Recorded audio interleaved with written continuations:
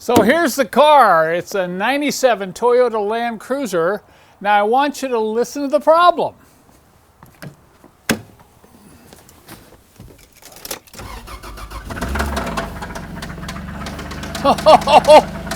Oh, that doesn't sound very good. Any of you gearheads know right away. That is not a good sound. I'm going to turn this off. So what are we going to do about this? Get a new engine? Put a Chevy V8 in it? Put a Cummins diesel in it? Part it out? So we're going to roll this into the shop here shortly, and we're going to do some preliminary exploratory surgery here to try to figure out whether it's worth saving this engine or looking for something else. You know, I really don't like that noise, and I'm advising that this car not be driven again until we open it up and find out what's really going on. So we're going to start by pulling the valve cover and see if it's anything related to the valve train.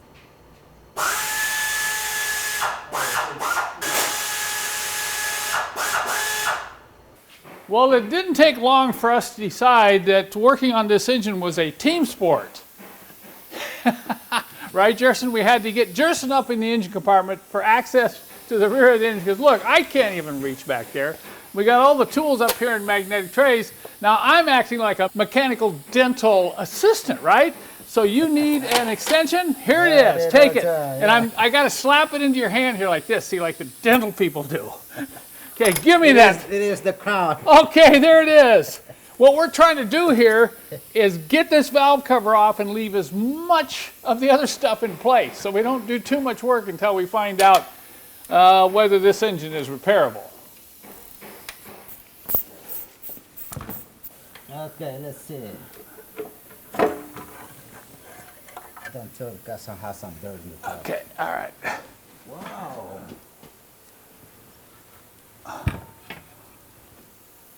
What do we got? Got to check the lifters.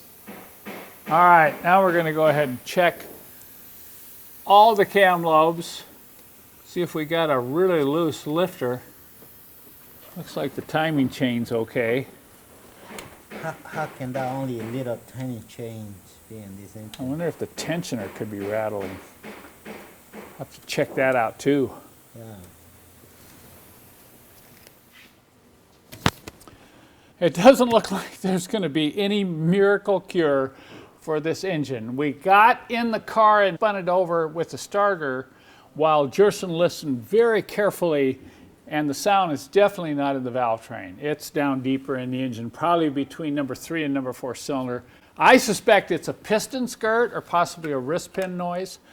So that means the head's going to come off, and you know, you start doing this and you're into a major overhaul, and that's not something that I want to do. Okay, so everything else looked pretty good up here. The cam lobes were all fine. I don't have a broken camshaft. All the gears look good. The chain looks good. So, you know, no easy fix today.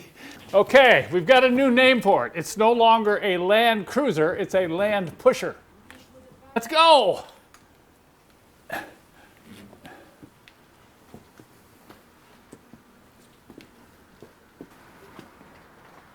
Sorry.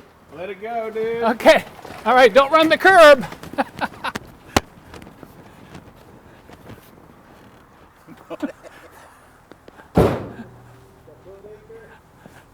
All right, now we can head for home. At least you have a really good tire. Oh, it has good tires? Maybe I could sell those on Craigslist.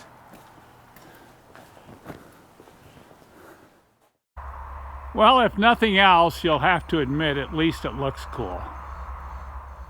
So what am I going to do with this Land Cruiser anyway? It's not like I have a lot of time to rebuild the engine. And you know, my brother watched the video, part 1, and he said, Kent, you look way too happy for what happened to that car. It's probably true. This is probably more like how I really felt. But, you know, I wanted to be nice on the video.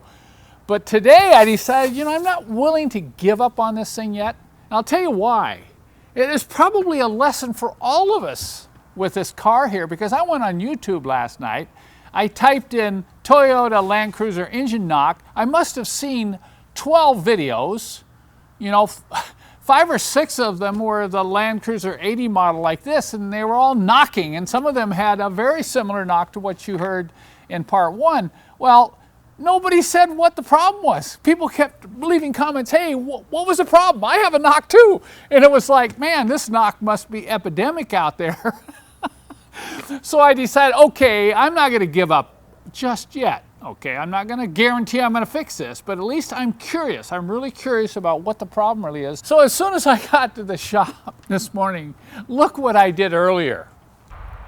Not willing to give up on the Land Cruiser just yet. We let the snow melt, and then we had to come out here, and there's a couple other things I wanted to check. One was the torque converter flex plate, so we jacked it up and got under there this morning and pulled that cover off and rotated the engine over, checked all the bolts, checked for cracks in the torque converter flex plate, and everything is fine. So that's not the problem. We're gonna have to consider pulling the pan and pulling the head if we want to go any further. Okay, so from that you can see we've eliminated another problem. This is kind of a common issue on not just Land Cruisers, but on a lot of cars. You can get a knocking noise and it's that torque converter flex plate. We eliminated that. Now we're back to opening up the engine. Do I really want to open up the engine? No, not really. But am I going to do it? Yes, I'm going to do it because I'm curious. I want to know what that knock is. Now I'm going to have you listen to another video right now, and this video will show you something a little bit different about the knock you heard earlier. It's not totally consistent. Listen now.